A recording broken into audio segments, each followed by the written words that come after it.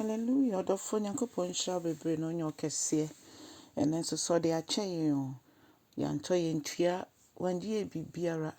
Wa boy and who buy it to tragedy and wa made patchy and o nyankopon yentimi for was sitting in the biara da san say wuni yen edin ye.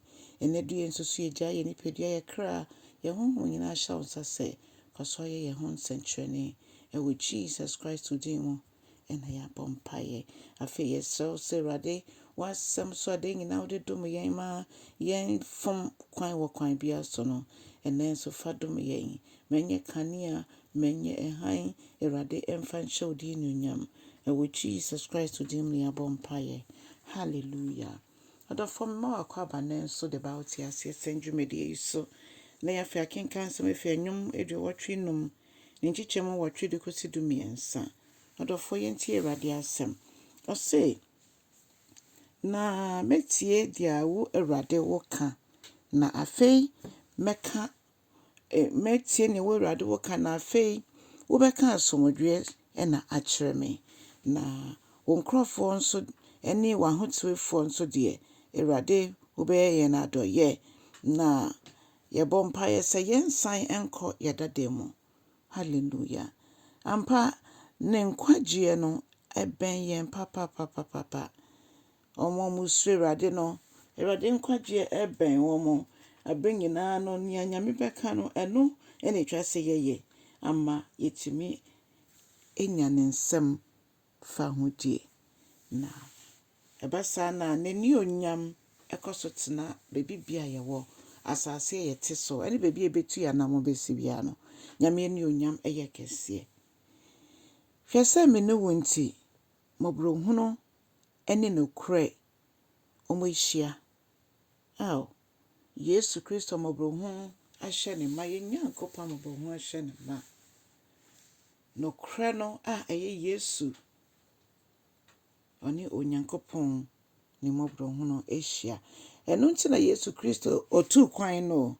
Eno nti na otu kwan fi osoro gya na henie nyina wo ho na oba ebewodiji me ne wo nyina nkwa.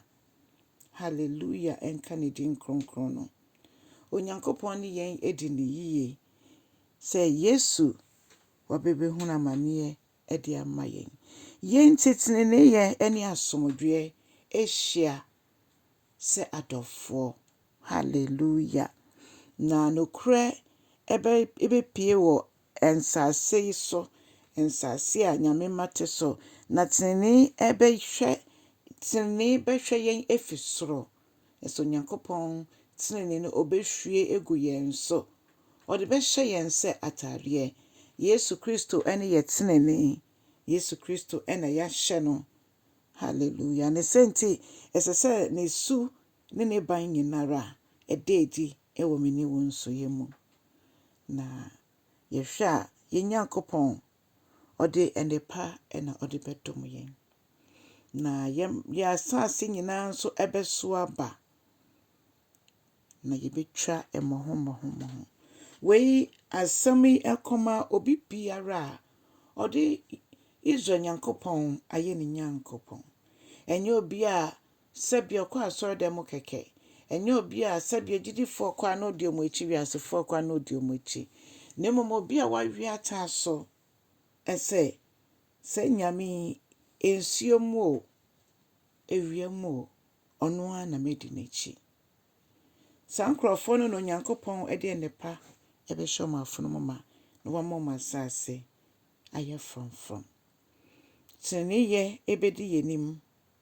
na saa nipa no onyankopon ebetutu na namo ede amano na tene ebeye yanamontuo esanse tene na ebedi yenim na tene ene ebebie kwan ede amayen bebi ebetu yanamo ebesibia no onyankopon tene ye ebedi yenkan odofo se wugya wo homa Kristo a osiesie wo ede hye ne ho anyonyam si gya ye homa Kristo a eno timidi na ne tene atade no hye yen ama bebi ebedu bia no Kristo su adedi odofo nyankopon wanamma mapa ewa asase so na Bible ka say wiase nyina edi apene hwɛ sɛdeɛ Nyankopɔn ma ɛbɛyɛ ɔmo nneɛma afa hwɛ sɛdeɛ nkwagyeɛ ɛbɛdom Nyame ma yɛhwɛ verse 8 na ɔka kyerɛ yɛn verse 9 na ɔka kyerɛ yɛn sɛ ampa ne nkwagyeɛ ɛbɛdi yɛnim ne nkwagyeɛ ɔde bɛma ɔmo a ɔmo suro no nti mene wo nyina wiase hwɛ yɛ kwan sɛ Nyame ani onyam ne nabasa ɛbɛyɛ kɛseɛ nti mia wo mpaebɔ mu twa asɛm no sua asɛm no na obi so yɛ nhyira